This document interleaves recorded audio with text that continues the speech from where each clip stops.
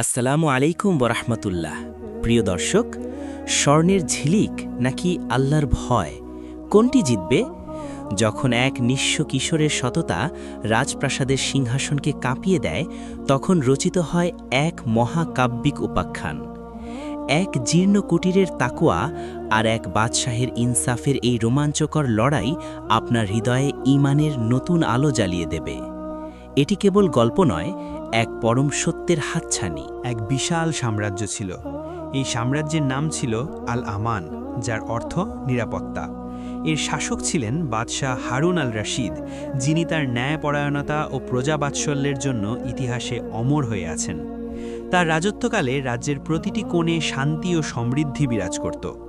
বাদশাহ হারুন বিশ্বাস করতেন, একজন শাসকের আসল সম্পদ হল তার প্রজাদের হৃদয়ের ভালোবাসা এবং আল্লাহর প্রতি তার অবিচল তাকওয়া। তিনি প্রায়শই ছদ্মবেশে রাজ্য পরিভ্রমণ করতেন, যাতে তার দরবারের আমলারা তাকে ভুল তথ্য দিয়ে বিভ্রান্ত করতে না পারে। তার কাছে ধনী গরিবের মধ্যে কোনো ভেদাভেদ ছিল না, বিচার ছিল সকলের জন্য সমান।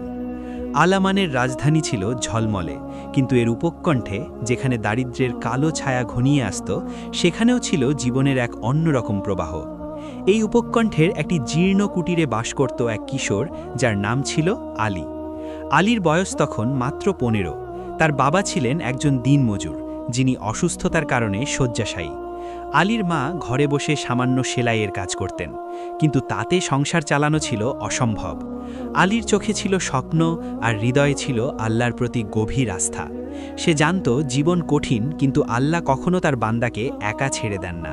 আল আমান সাম্রাজ্যের মূল নীতি ছিল ইনসাফ বা ন্যায় বিচার এবং এহসান অর্থাৎ উত্তম আচরণ। বাদশার কঠোর নির্দেশ ছিল কোনো প্রজা যেন না খেয়ে না থাকে, কিন্তু মানুষের লোভ আর অসততা সব যুগে সব সমাজেই বিদ্যমান। তাই বাদশার কঠোর নজরদারি সত্ত্বেও কিছু অসাধু ব্যবসায়ী ও আমলা সুযোগ পেলেই গরিবদের ঠকাত। আলী এই বৈষম্য দেখত, কিন্তু তার প্রতিবাদ করার ক্ষমতা ছিল না। তার একমাত্র শক্তি ছিল তার ঈমান এবং তার মায়ের শেখানো ধৈর্য ও সহনশীলতা। আলীর দিন শুরু হতো ফজরের নামাজের পর। এরপর সে রুটি তৈরির কারখানায় যেত, যেখানে সে সামান্য মজুরির বিনিময়ে রুটি তৈরির কাজে সাহায্য করত। তার মজুরি ছিল এতই কম যে তা দিয়ে বাবার ওষুধ কেনা আর রাতের খাবার জোগাড় করাই ছিল কঠিন। তবুও আলী কখনো হতাশ হতো না। সে বিশ্বাস করত, এই কষ্ট তার জন্য আল্লাহর পক্ষ থেকে এক পরীক্ষা। সে প্রায়শই ভাবত, যদি সে বাদশার কাছে পৌঁছাতে পারত, তবে হয়তো রাজ্যের এই বৈষম্য দূর করতে পারত। কিন্তু বাদশার প্রাসাদ ছিল তার জীর্ণ কুটির থেকে অনেক দূরে, যেন অন্য এক জগৎ। এই দুই জগতের মাঝে একমাত্র সংযোগ ছিল আল্লাহর প্রতি তাদের অভিন্ন বিশ্বাস এবং ন্যায় বিচারের আকাঙ্ক্ষা। বাদশাহ হারুন আল রশিদ তার বিশাল প্রাসাদে বসেও যেন এই গরিব প্রজাদের নিঃশ্বাস শুনতে পেতেন। তিনি জানতেন, রাজ্যের কোথাও না কোথাও এখনও তার ইনসাফের আলো পৌঁছায়নি। তাই তিনি প্রায়ই রাতে ছদ্মবেশে বেরিয়ে পড়তেন রাজ্যের প্রকৃত অবস্থা জানতে। তার উদ্দেশ্য ছিল একটাই, তাকওয়া অর্থাৎ আল্লাহর ভীতি এবং ইনসাফের ভিত্তিতে তার শাসনকে আরও মজবুত করা।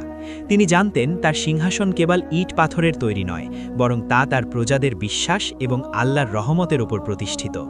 আলী ছিল তার নামের মতো উচ্চ। যদিও তার দেহের উচ্চতা ছিল সাধারণ, তার চারিত্রিক উচ্চতা ছিল আকাশ ছোঁয়া। তার সবচেয়ে বড় গুণ ছিল তার সততা। রুটি কারখানায় কাজ করার সময় সে কখনো এক টুকরো রুটিও চুরি করত না, যদিও তার পেটে তীব্র ক্ষুধা থাকত।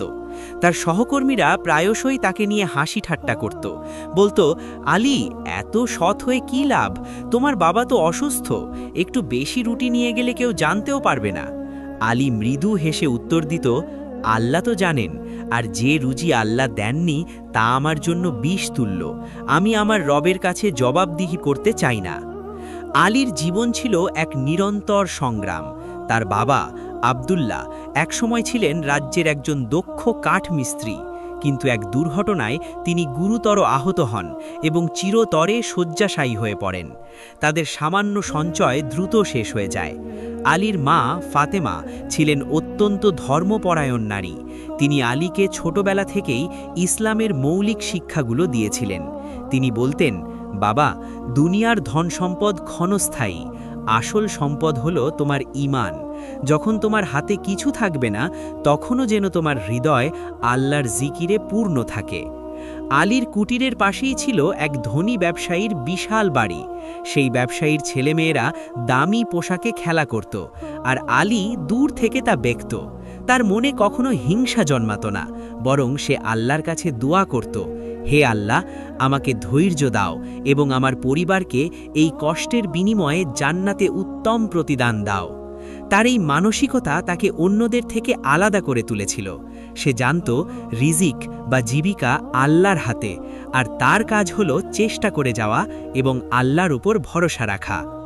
একদিন রুটি কারখানার মালিক, যিনি ছিলেন অত্যন্ত কৃপণ, আলীকে ডেকে বললেন, আলী, আজ রাতে তুমি কারখানায় থাকবে।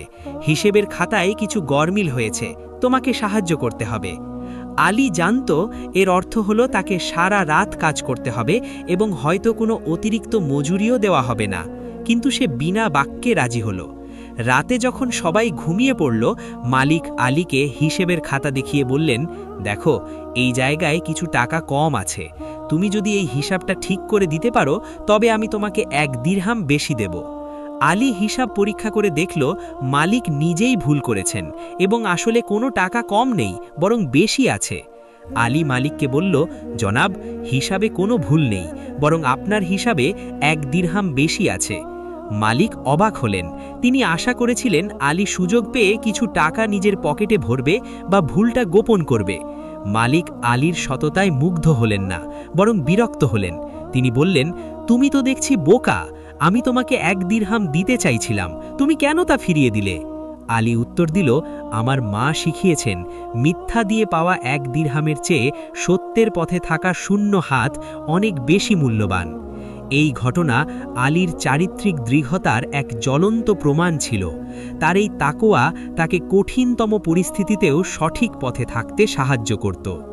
আল আমান সাম্রাজ্যে হঠাৎ এক নতুন সমস্যা দেখা দিল। রাজ্যের প্রধান খাদ্যশস্য গম হঠাৎ করেই বাজারে দুষ্প্রাপ্য হয়ে উঠল। এর ফলে গমের দাম আকাশ ছোঁয়া হয়ে গেল। গরিব প্রজারা দিশেহারা হয়ে পড়ল। বাদশাহ হারুন আল রাশিদ তার গোয়েন্দাদের মাধ্যমে জানতে পারলেন রাজ্যের কিছু প্রভাবশালী ব্যবসায়ী ও আমলা মিলে কৃত্রিম সংকট তৈরি করেছে। তারা গুদামে গম লুকিয়ে রেখে বেশি দামে বিক্রি করার পায়তারা করছে। বাদশার হৃদয়ে প্রজাদের জন্য গভীর উদ্বেগ সৃষ্টি হল। তিনি জানতেন এই সংকট কেবল অর্থনৈতিক নয়, এটি তার ইনসাফের উপরেও এক আঘাত। বাদশাহ হারুন তার দরবারে এক জরুরি সভা ডাকলেন। তিনি ঘোষণা করলেন, আমার প্রিয় প্রজাবৃন্দ, আমি জানতে পেরেছি যে কিছু অসাধু লোক আমাদের রাজ্যে খাদ্যের কৃত্রিম সংকট তৈরি করেছে। আমি এই অন্যায় সহ্য করব না। আমি এই সমস্যা সমাধানের জন্য এক বিশেষ পদক্ষেপ নিতে চলেছি। বাদশার ঘোষণা শুনে দরবারের আমলারা নড়ে চড়ে বসলেন। তারা জানতেন বাদশাহ যখন কোনো বিষয়ে কঠোর হন, তখন তার পরিণতি ভয়াবহ হয়।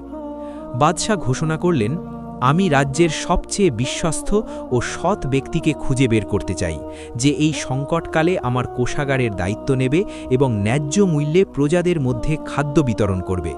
এই দায়িত্ব কেবল ধন সম্পদের নয়, এটি আমানত বা বিশ্বাস রক্ষার দায়িত্ব।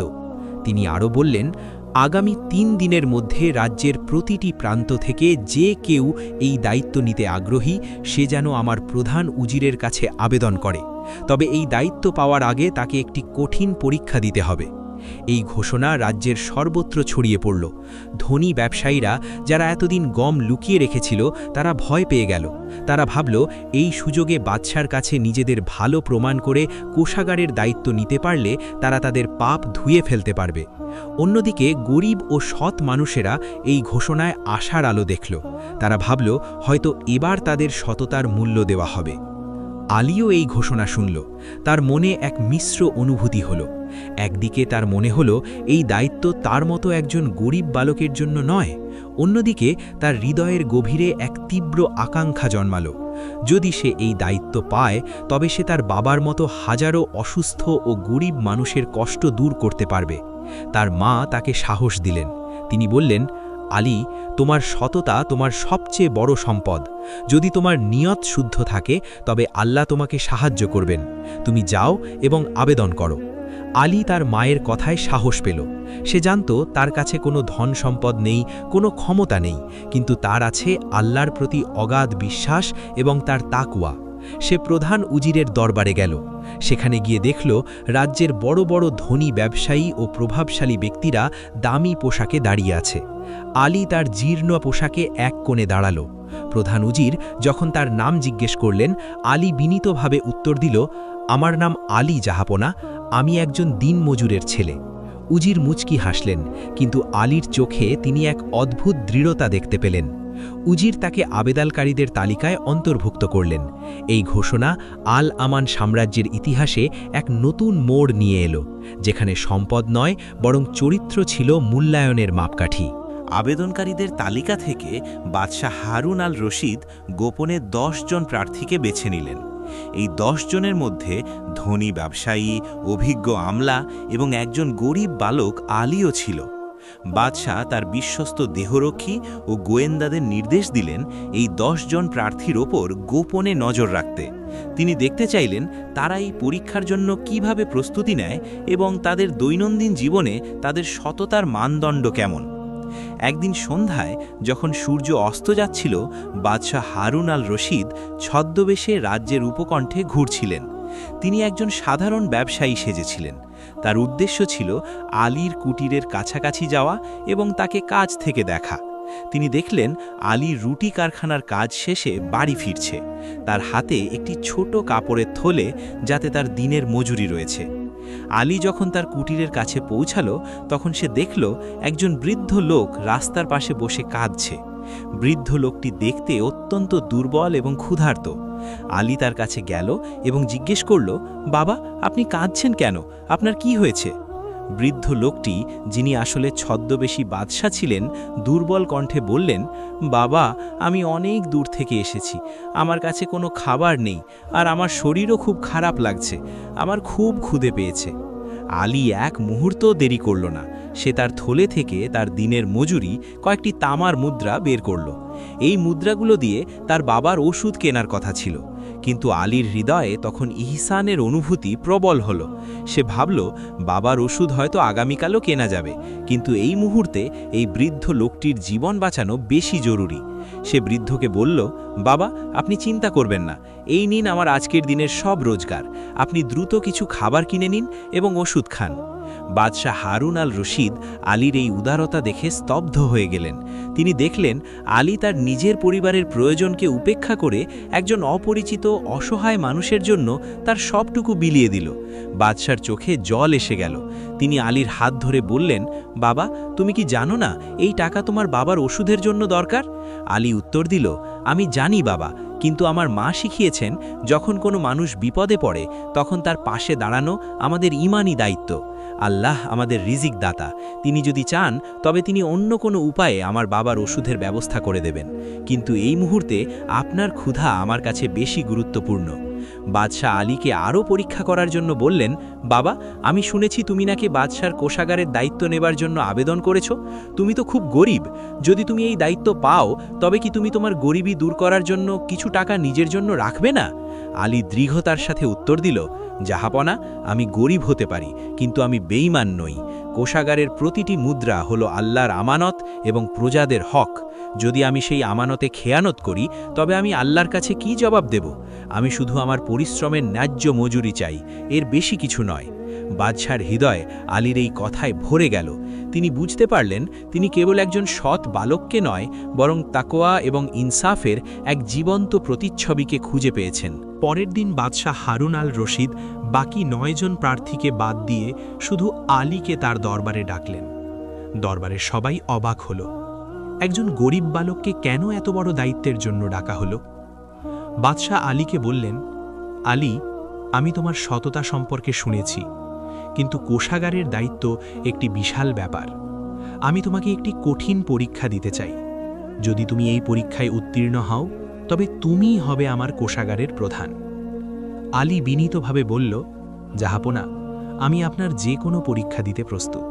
আমার একমাত্র পুঁজি হল আল্লাহর প্রতি আমার বিশ্বাস এবং আমার সততা। বাদশাহ আলীকে একটি বিশাল গুদামের চাবি দিলেন। গুদামটি ছিল রাজ্যের প্রধান খাদ্যশস্য, গম, চাল ও অন্যান্য শস্যে পূর্ণ। বাদশাহ বললেন, আলী, এই গুদামের দায়িত্ব আজ থেকে তোমার।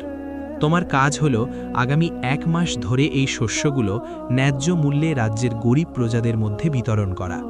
তবে একটি শর্ত আছে। এই গুদামের এক কোণে একটি ছোট কক্ষ আছে। সেই কক্ষে একটি সিন্দুক আছে যা স্বর্ণ মুদ্রায় পূর্ণ। এই সিন্দুকের চাবিও তোমার কাছে থাকবে। তোমার পরিবারের এখন খুব কষ্ট। তোমার বাবার চিকিৎসার জন্য অনেক টাকা দরকার। তুমি যদি চাও তবে তুমি সেই সিন্দুক থেকে তোমার প্রয়োজন মতো স্বর্ণমুদ্রা নিতে পারো, কিন্তু মনে রেখো 1 মাস পর আমি এই গুদাম ও সিন্দুকের হিসাব নেব। এই ছিল আলীর জন্য সবচেয়ে কঠিন পরীক্ষা। একদিকে তার বাবার জীবন মৃত্যুর প্রশ্ন, অন্যদিকে আল্লাহর আমানত রক্ষার দায়িত্ব। আলী চাবি নিয়ে গুদামে গেল। গুদামের বিশালতা দেখে সে প্রথমে কিছুটা ভয় পেল। সে দেখল গুদামের এক কোণে সত্যিই একটি ছোট কক্ষ আছে এবং সেখানে একটি বিশাল সিন্দুক রয়েছে যা স্বর্ণমুদ্রার ঝলকানিতে ভরে আছে। আলী সিন্দুকের সামনে দাঁড়ালো। তার হৃদয়ে এক তীব্র দ্বন্দ্ব শুরু হলো। শয়তান তাকে প্ররোচিত করতে লাগল, আলী, তোমার বাবা অসুস্থ। এই স্বর্ণমুদ্রা দিয়ে তুমি তোমার বাবার চিকিৎসা করাতে পারো। কেউ জানতেও পারবে না। বাদশাহ নিজেই তো তোমাকে অনুমতি দিয়েছেন। আলীর চোখে জল এসে গেল। সে তার বাবার অসুস্থ মুখটি মনে করল, কিন্তু তখনই তার মায়ের কথা মনে পড়ল। দুনিয়ার ধন সম্পদ ক্ষণস্থায়ী, আসল সম্পদ হল তোমার ঈমান। আলী সিন্দুকের চাবি হাতে নিয়েও তা খুলল না। সে হাঁটু গেড়ে বসে আল্লাহর কাছে দোয়া করল, হে আল্লাহ, তুমি আমার একমাত্র ভরসা। এই স্বর্ণমুদ্রা আমার জন্য একটি কঠিন পরীক্ষা। আমি তোমার কাছে আশ্রয় চাই যেন আমি এই আমানতে খেয়ানত না করি। আমার বাবার সুস্থতা তোমার হাতে, তুমি তার শেফা দান করো। এরপর আলী সিন্দুকের চাবিটি একটি কাপড়ে মুড়ে গুদামের সবচেয়ে উঁচু তাকে রেখে দিল, যাতে তার পক্ষে সহজে তা নেওয়া সম্ভব না হয়। সে প্রতিজ্ঞা করল সে তার বাবার চিকিৎসার জন্য কোনো অবৈধ অর্থ ব্যবহার করবে না। সে তার কাজ শুরু করল। আলী অত্যন্ত নিষ্ঠার সাথে তার দায়িত্ব পালন করতে লাগল। সে গুদামের শস্যগুলো ন্যায্য মূল্যে গরিব প্রজাদের মধ্যে বিতরণ করতে শুরু করল। সে কোনো ধনী ব্যবসায়ীকে বেশি শস্য দিত না, আর কোনো গরিবকে কম দিত না। সে প্রতিটি লেনদেনের হিসাব অত্যন্ত সতর্কতার সাথে রাখত। তার ব্যবহারে ছিল বিনয় ও এহসান। প্রজারা আলীর এই সততা দেখে মুগ্ধ হল। তারা বলাবলি করতে লাগল, বাদশাহ হারুন সত্যি এক রত্ন খুঁজে বের করেছেন। 1 মাস কেটে গেল। এই 1 মাসে আলীর বাবার অবস্থার অবনতি হল। আলীর মা প্রায়শই আলীকে বলতেন, বাবা, সিন্দুক থেকে কিছু টাকা নাও, তোমার বাবার চিকিৎসা করানো দরকার। আলী তখন তার মাকে সান্ত্বনা দিত, মা, ধৈর্য ধরো, আল্লাহ আমাদের জন্য উত্তম ব্যবস্থা রেখেছেন। আমি যদি আমানতে খেয়ানত করি তবে আমরা দুনিয়া ও আখিরাত 2 জায়গাতেই ক্ষতিগ্রস্ত হব। 1 মাস পর বাদশাহ হারুন আল রশিদ তার প্রধান উজির ও দরবারের আমলাদের নিয়ে গুদামে এলেন। গুদামের বাইরে হাজার হাজার প্রজা ভিড় করেছিল। তারা দেখতে চেয়েছিল এই গরিব বালক পরীক্ষায় উত্তীর্ণ হয় কিনা। বাদশাহ আলীকে জিজ্ঞেস করলেন, আলী, তোমার হিসাব কোথায় এবং সিন্দুকের কি খবর? আলী বিনীতভাবে হিসাবের খাতা বাদশার হাতে তুলে দিল। প্রতিটি লেনদেন ছিল নিখুঁত। এরপর বাদশাহ সিন্দুকের কক্ষের দিকে ইশারা করলেন। আলী উঁচু তাকে রাখা কাপড়ে মোড়ানো চাবিটি নামিয়ে আনল এবং সিন্দুকটি খুলল। সিন্দুকটি তখনও স্বর্ণমুদ্রায় পূর্ণ ছিল, একটিও মুদ্রা কম ছিল না। বাদশাহ আলীর দিকে তাকিয়ে হাসলেন। তিনি জিজ্ঞেস করলেন, আলী, তোমার বাবার চিকিৎসার জন্য তোমার টাকার প্রয়োজন ছিল। তুমি কেন এই সিন্দুক থেকে একটিও মুদ্রাও নাওনি? আমি তো তোমাকে অনুমতি দিয়েছিলাম।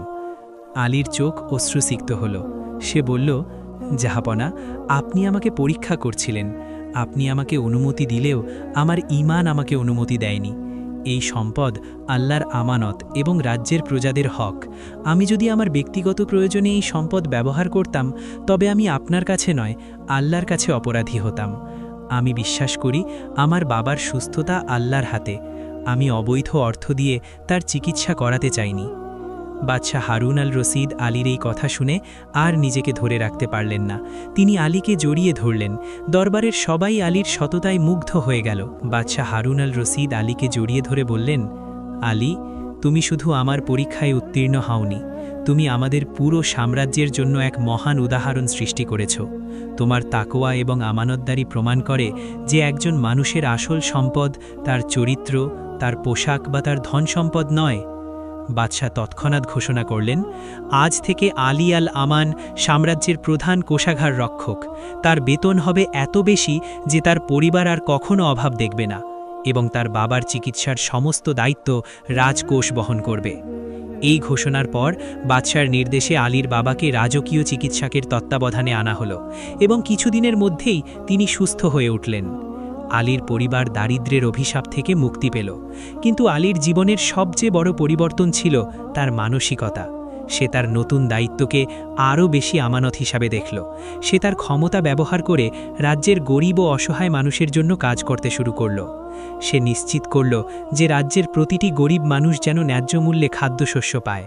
তার সততা ও নিষ্ঠার কারণে রাজ্যের অন্যান্য আমলারাও নিজেদের কাজে আরও বেশি সতর্ক ও সৎ হতে বাধ্য হল। আলীর এই উত্থান রাজ্যের মানুষের জন্য এক মহান শিক্ষা ছিল। তারা বুঝতে পারল বাদশাহ হারুন আল রশিদ সত্যিই ইনসাফ প্রতিষ্ঠা করতে চান। তারা দেখল সততা ও আল্লাহর প্রতি বিশ্বাসী হল সাফল্যের আসল চাবিকাঠি। ধনী ব্যবসায়ীরা যারা গম লুকিয়ে রেখেছিল তারা ভয় পেয়ে গেল এবং দ্রুত ন্যায্য মূল্যে গম বিক্রি করতে শুরু করল। রাজ্যের কৃত্রিম খাদ্য সংকট দূর হল। বাদশাহ হারুন আল রশিদ আলীকে তার ব্যক্তিগত উপদেষ্টা হিসেবেও নিয়োগ করলেন। তিনি প্রায়শই আলীর সাথে রাজ্যের বিভিন্ন সমস্যা নিয়ে আলোচনা করতেন। বাদশাহ আলীর কাছ থেকে গরিব প্রজাদের প্রকৃত অবস্থা সম্পর্কে জানতে পারতেন এবং সেই অনুযায়ী নীতি প্রণয়ন করতেন। আলীর জীবন প্রমাণ করে দিল যে তাকওয়া এবং ইনসাফের পথে চললে আল্লাহ দুনিয়া ও আখিরাত উভয় স্থানেই মানুষকে সম্মানিত করেন।